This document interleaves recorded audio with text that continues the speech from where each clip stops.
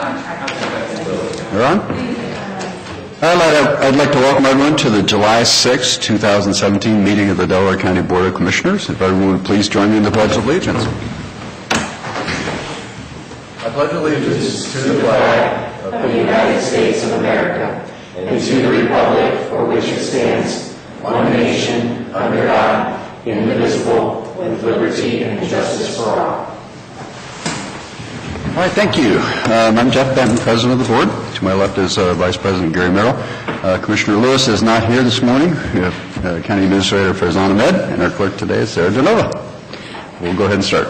Resolution number 17-695, in the matter of approving the electronic record of the proceedings for regular meeting held June 29, 2017. So moved. Second, discussion, vote. Vote on motion 17-695. Mr. Merrill? Aye. Mr. Benton? Aye. We have no public or elected comment today. Resolution number 17-696, in the matter of approving purchase orders that announce certificates and payments of warrants and batch number CMA PR 0705. So moved. Second, discussion, vote. Vote on motion 17-696. Mr. Merrill? Aye. Mr. Benton? Aye. Resolution number 17-697, in the matter of approving travel expense requests. So moved. Second, discussion, vote. Vote on motion 17-697. Mr. Benton? Aye. Mr. Merrill? Aye. Resolution number 17-698, in the matter of accepting the Treasurer's report for the month of May 2017. So moved. Second, discussion. Just brief comment. Again, Treasurer Peterson continues to do a nice job, and the yield is increasing nicely, and it's up to about twice what it was a year ago.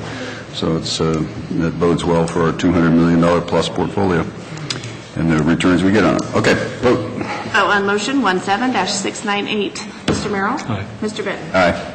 Resolution number 17-699, setting date, time, and place for the final hearing by the Commissioners for the Liberty Dale Drainage Maintenance Improvement Petition Project. So moved. Second, discussion. Vote. Vote on motion 17-699. Mr. Benton? Aye. Mr. Merrill? Aye. Resolution number 17-700, in the matter of acknowledging receipt of annexation petition from agent for the petitioner, Jackson B. Reynolds III, requesting annexation of 15.12 acres of land in Orange Township to the city of Columbus. So moved. Second, discussion. Vote. Vote on motion 17-700. Mr. Benton? Aye. Mr. Merrill? Aye. Resolution number 17-701, in the matter of approving an addendum to the agreement between the Delaware County Board of Commissioners, the Delaware County Sheriff, and LexisNexis Risk Solutions, FL, Incorporated, for the Accurate Virtual Crime Center law enforcement software services for the Sheriff's Office. So moved. You did it, Sarah. I was sitting there smiling. I thought, she always seems to get the ones that has a harder... Yes. Did Jennifer do that to you deliberately? I don't think so. All right. I will second it, and we'll have discussion on this, I presume. Morning. Morning. I'm Brooke Seagard, Delaware County Sheriff's Office Criminal Intelligence Analyst, requesting the addendum to our current agreement with LexisNexis. We previously had access with intelligence resources through DFAX provided by Ohio BCI&I. However, they have abolished that contract and they're not going to renew. That kind of leaves us with limited access to gather information for the safety of officers and intelligence crime analysis. LexisNexis has improved their packaging capabilities. Currently, our agreement has everything for crime prediction trend analysis. However, the intelligence resources are now available, and that's what the addendum is requested for. What's the estimated cost? About $10,000? $10,361. Okay. Approximately the same cost as the other company, or is this additional? This is, the addendum would be the additional cost. However, Director Sonajeri can answer all fiscal questions. Okay. Pleased with the service, the LexisNexis? Thus far, yes, very pleased. Okay. Just for clarification, there is no request for supplemental appropriation today. The budget projections for this year were already covered. So we're hoping that there is enough money allocated already, and we don't anticipate coming before you for a supplemental at this time. Okay. Vote. Vote on motion 17-701. Mr. Merrill? Aye. Mr. Benton? Aye. Thank you. Resolution number 17-702, In the matter of approving a mental health emergency security and transport service agreement extension between the Board of Commissioners of Delaware County, the Sheriff of Delaware County, Grady Memorial Hospital, and the Delaware Morrow Mental Health and Recovery Services Board. So moved. Second. Discussion. Good morning, Commissioner. Scott Vance, Sheriff's Office, Captain. I believe you know. Yes, Steve Hayes, Mental Health Recovery Services Board, and the Director for 56 more days, so in case you're counting. Okay. I'm here to back up the captain. Not that you're That was counting. our discussion in the corner. Who was there for Plus, the- we had to get the memo about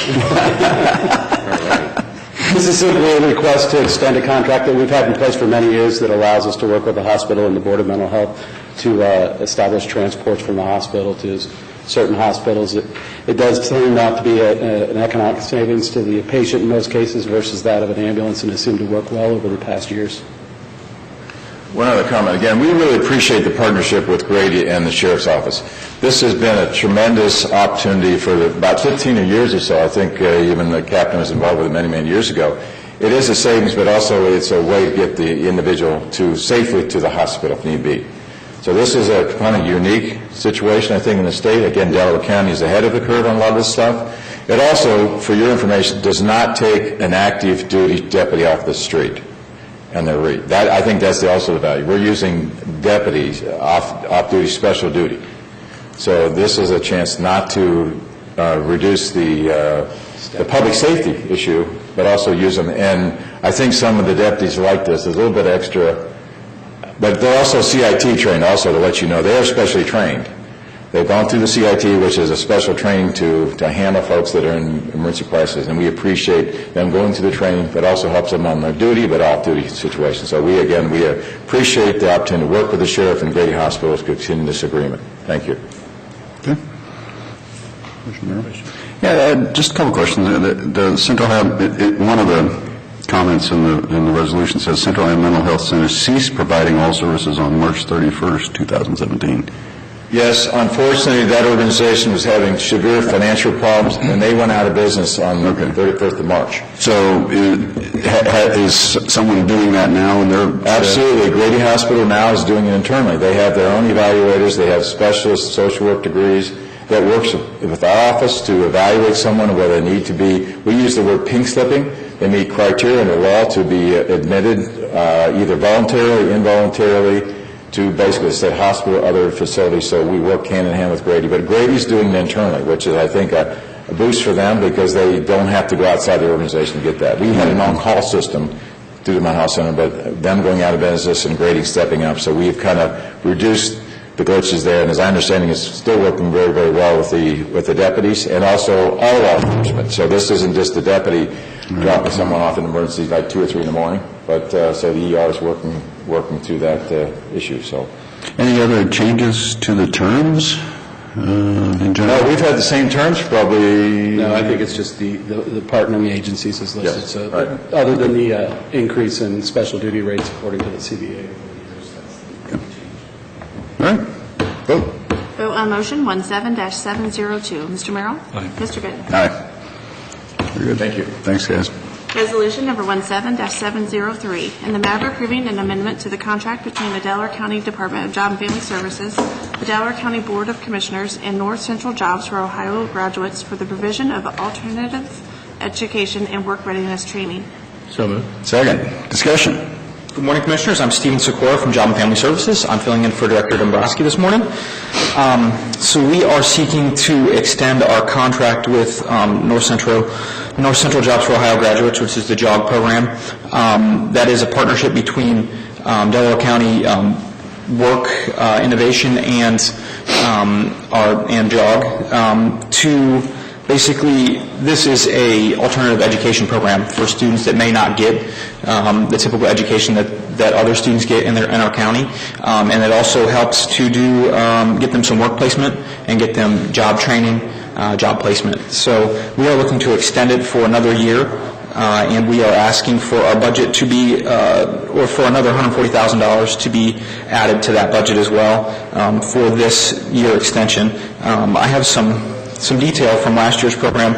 So the numbers fluctuate as it's not a typical school year. These kids come in and they can do an online program but they also have 2 in-house teachers that work with the kids hands-on hands, and they help to tutor them along the way.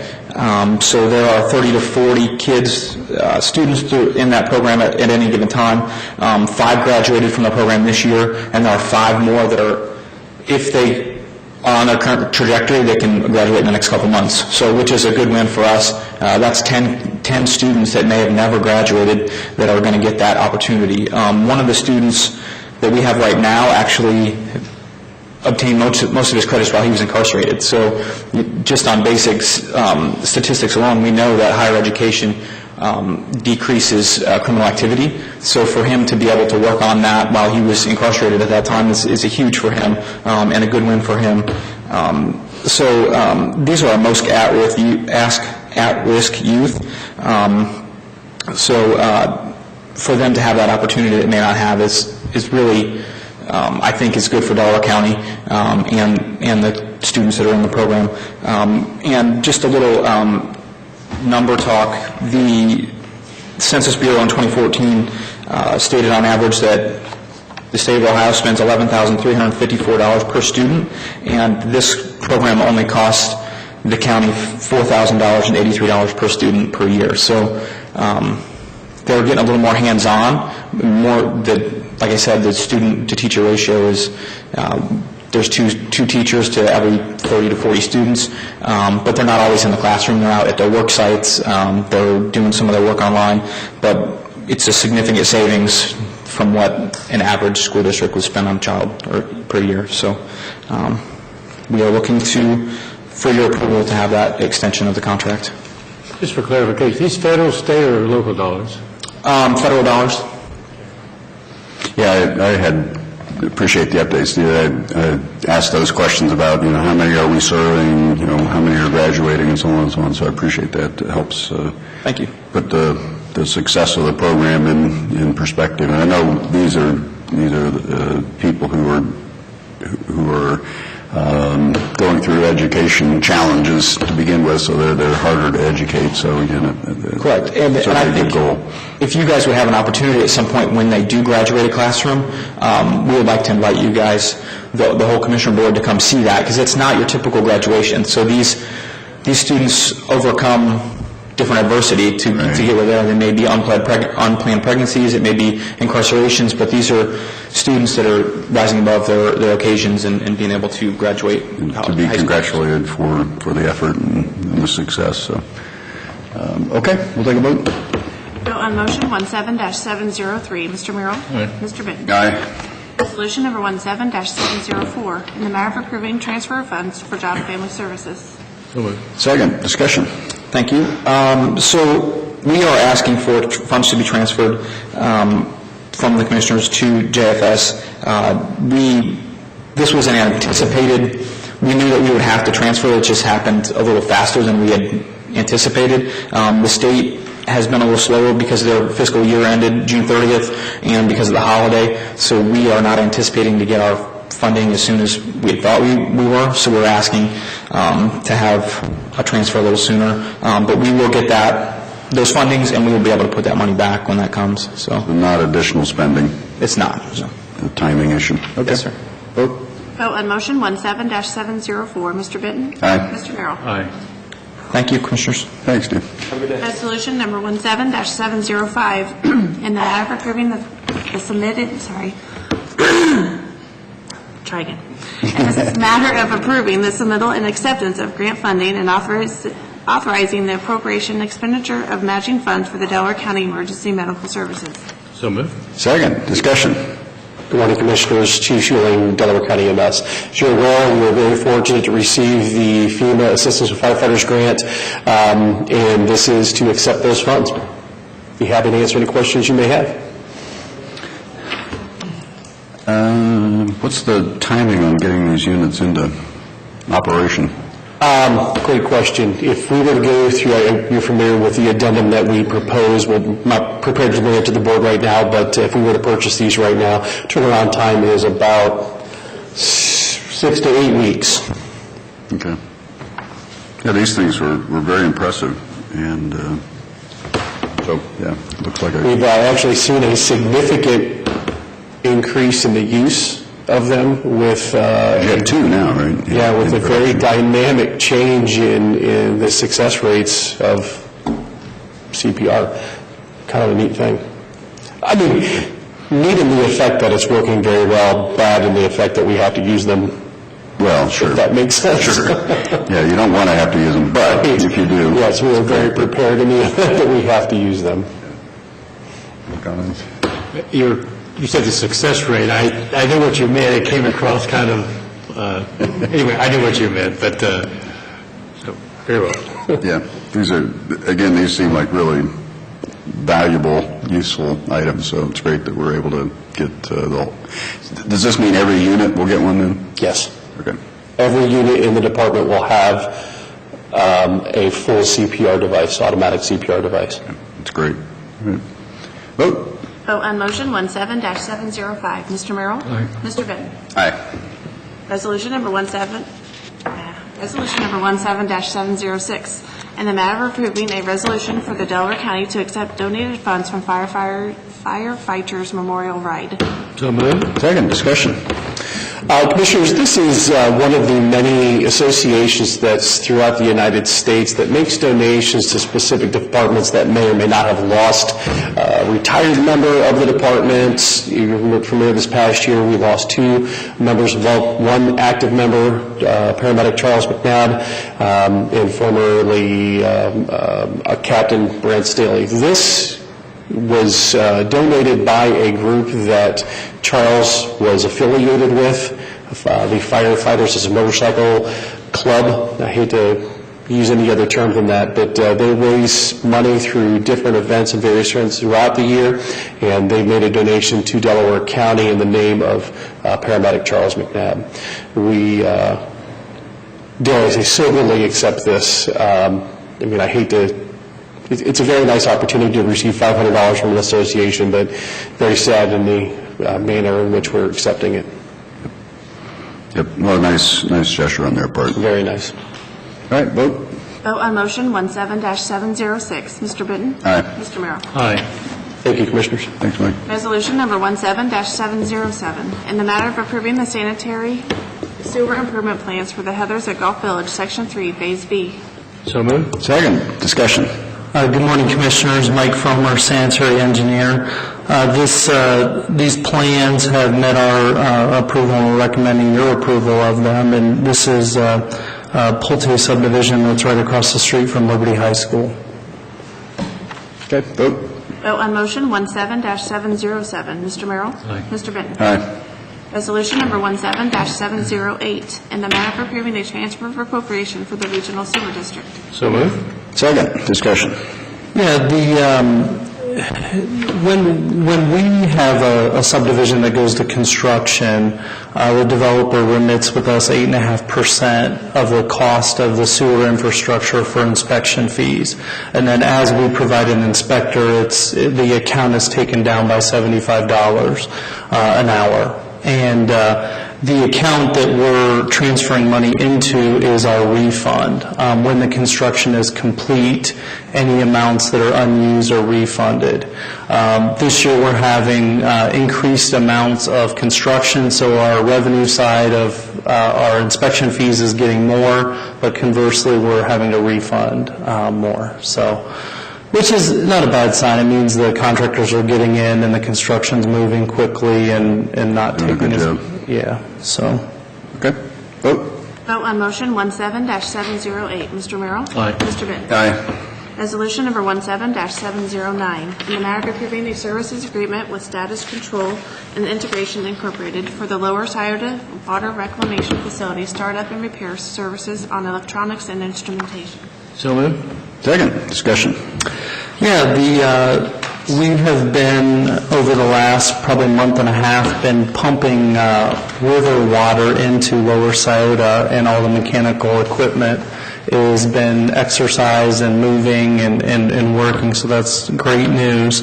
The next step is we want to plug this into our SCADA system so that we can remotely monitor and control the treatment plant. We do that with all of our other treatment plants, so this is the vendor that we use to do that. So this is a good sign. It means we're getting closer to that plant being ready to start up and operate, so.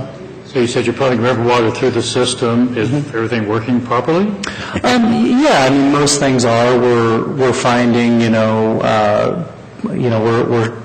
along the riverbank near our outfall, we've got some water coming out of the ground. We think there might be a leak in the force main and a few odds and ends things, but, we're ironing those bugs out now until we actually get active wastewater in there, so. It's the time we should take all the tours because there literally is no odor in there at all. So we should take people in now and say, look, there's no odor out here. Yeah. What kind of timeline are we talking here, Mike, at this point? The Clark Shaw project, we're 2 weeks away from that being complete. 2 weeks, I should add 2 more weeks on that, but we're probably about a month away, and then we'll be able to divert flow. So I would say probably about September we'll be ready to take it. We're going to take it slow and get things all set, and figure out, we need to figure out this potential leak in the force main and get that, repaired and things like that, so. Yeah, well, you're to be applauded. It's been a goal for a long time to get that plant operating. It looks like we're getting close, so again, thank you. Vote. Vote on motion 17-709. Mr. Benton? Aye. Mr. Merrill? Aye. Resolution number 17-710, in the matter of approving a services agreement with Harris Industrial Services for clarifier repairs at the Tartan Fields wastewater treatment plant. So moved. Second. Discussion. I know there's been a lot of discussion recently about Tartan Fields, and the evaluation that we completed recently recommended some short-term, immediate action improvements to increasing performance.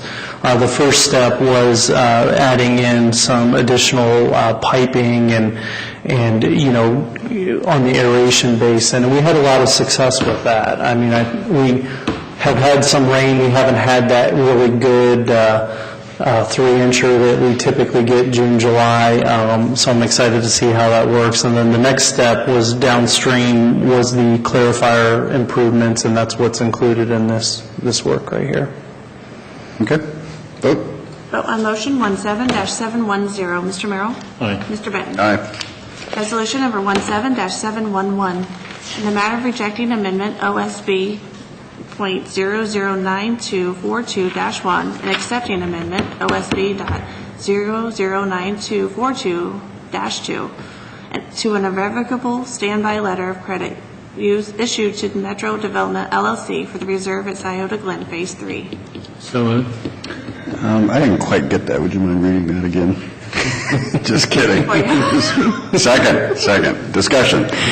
Yeah, the form of surety that Metro had on this development was a LC, which is not our typical, but it is one of the accepted. And the improvements were accepted, I think, a couple weeks ago, and so we're just changing it to the 10% now, which is what we have for the standard maintenance warranty versus construction warranty of full amount. So. Okay. Vote.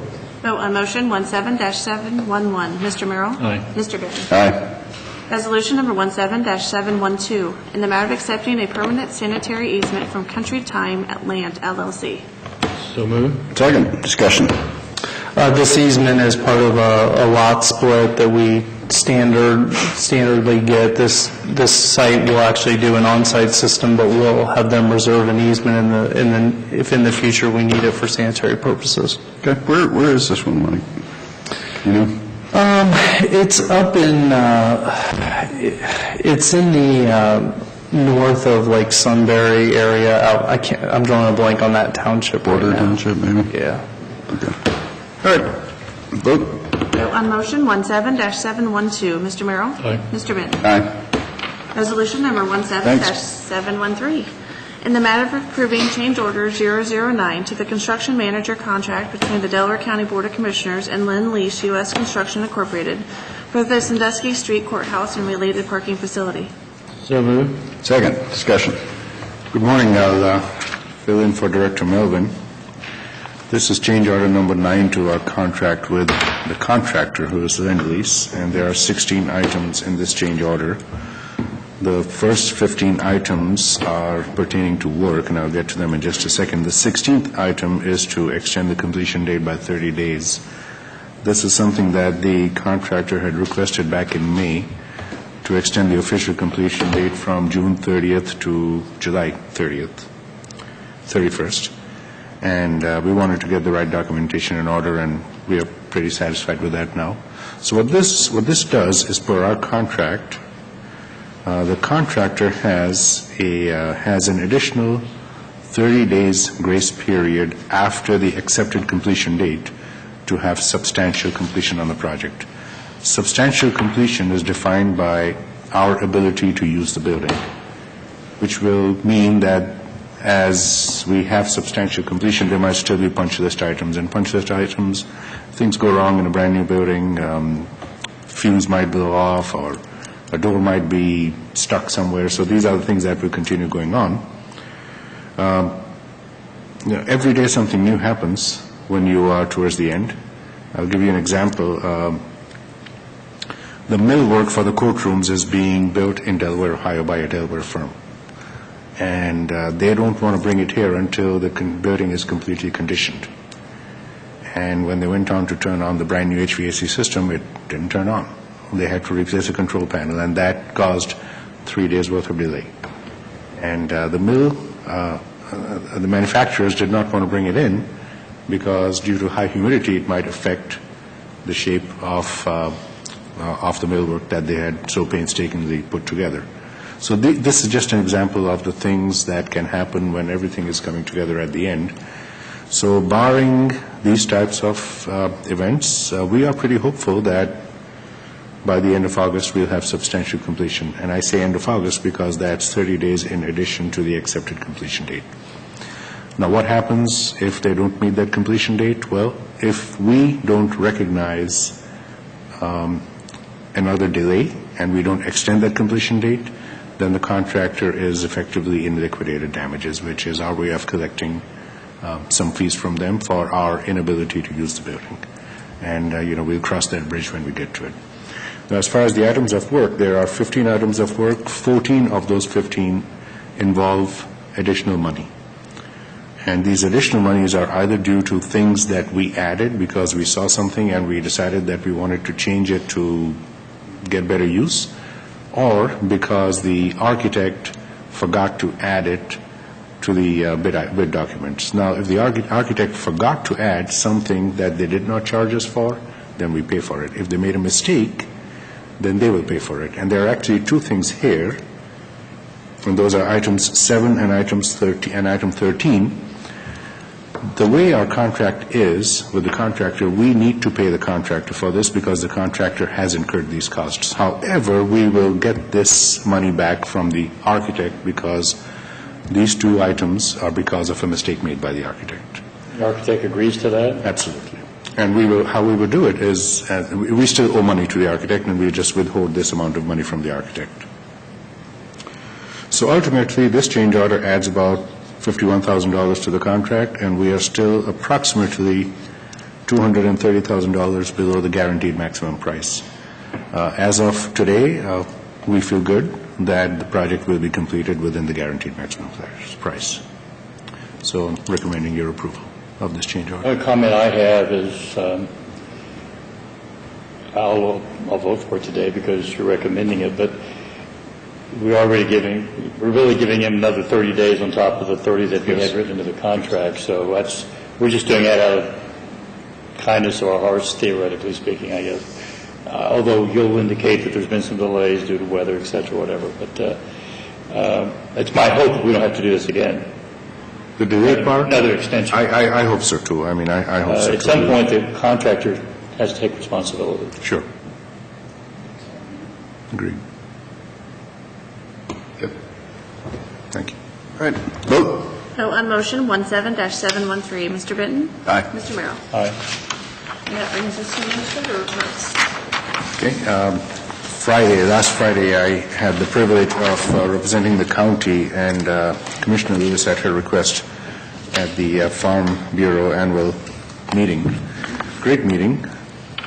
Auditor Kaitsa was there, as well as Prosecutor Carol O'Brien, and then Judge Hemanowski, as the probate judge, had sent someone from his office.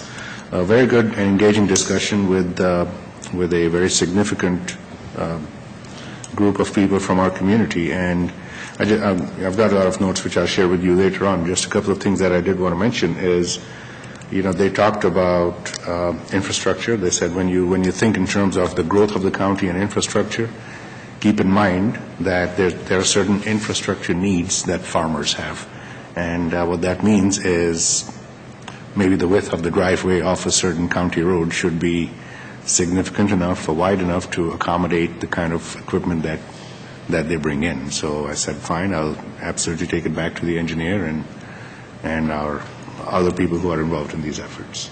So it was a good meeting, and one thing they also asked about was they wanted to get an inventory of all the preserved or reserved farmland in the county. So George Kaitsa and I are going to get together with somebody from the Farm Bureau, and we thought we would use the county's GIS capabilities to map out the areas within the county which have been set aside or preserved for farmland preservation. Farmland. Yes.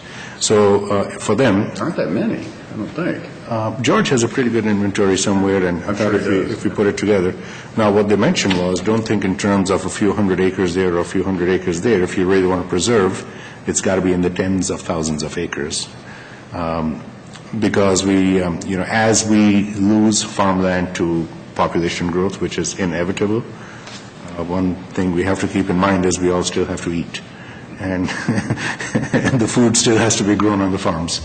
So, and the issue that the probate judge or the office or the gentleman who was representing Judge Hemanowski brought up was succession planning. That when farmers are thinking about preserving their farms, one thing they need to look at also is succession planning. If a farmer passes away and they have 6 offspring and none of them want to be in that farming business, then you're dividing it up, and there's really not much that the county can do in terms of preserving that farm. So some interesting points brought up, and I'll share details with you later on. Great, yeah, good group. Did you have a good breakfast? Breakfast was okay, but there was a gentleman there, I forget his, Skinner, Mr. Skinner. Oh, Gary Skinner? Yes, he told me to let you know that he's got some reading material for you. Oh. Since you are a World War II history buff, he's got some stuff for you. Okay. Be interested in talking to Gary about that. Okay. That it? That's all I have. Well, thanks for going to that. That is a very important group and important meeting. Just two things. I'll start with, I have to be in Chillicothe by 12 today, so we have to hit the road here pretty quickly for Morpsey. That's where our Ross County and our executive meeting is there today. So, and number two, we kept waiting to see if my phone vibrated. It did not. We're waiting to hear from the House as to whether they overrode the veto on the MCO. Representative Brenner and Representative Kerfond have been very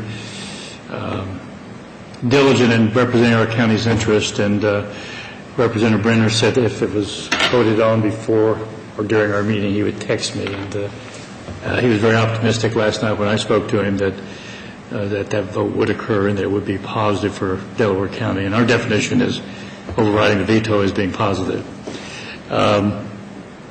So I guess we'll wait, and we'll certainly know that sometime today, and then it'll go to the Senate, I believe, next week. So that's all I have. Yeah, again, I'd like to thank Representative Brenner as well. He spoke to, I think he spoke to all three commissioners last night. I was returning separately. from vacation yesterday. We spoke on the phone, and Yeah. I was in West Virginia when I got the call. It was late at night. It was 10:30 or something like that when I talked to him, and he was very, very confident that because both parties, many people in both parties actually supported. He thought that there would be a significant majority that would vote to override the veto. So that's good news for the counties. Just a couple other things. The concert, the Central Iowa Symphony concert went very well. Tuesday evening in Wesleyan's Phillips Glen. As always, they do a great job, and the cannons went off, and kids were screaming and everything. It's always a lot of fun, but they do such a nice job, and it's a great little event for Delaware County. And then, of course, the fireworks were after, and that was very nice. Penn, People in Need, is having the first Little Brown Jog. That was pretty clever, Little Brown Jog. 5K run at the Delaware County Fairgrounds on Sunday, September 3rd, at the kids at 9, the adults at 9:30. So that should be a lot of fun and a fundraiser for Penn. There's the poster, and I put some brochures out in the lobby, so again, I would encourage everyone to participate if they can. And I think that is it. We have no need for executive session. All right. So with that, we'll let Commissioner Merrill get on the road so we can get down to Chillicothe, and we are adjourned. Very good. Signing these since there's only two of them today.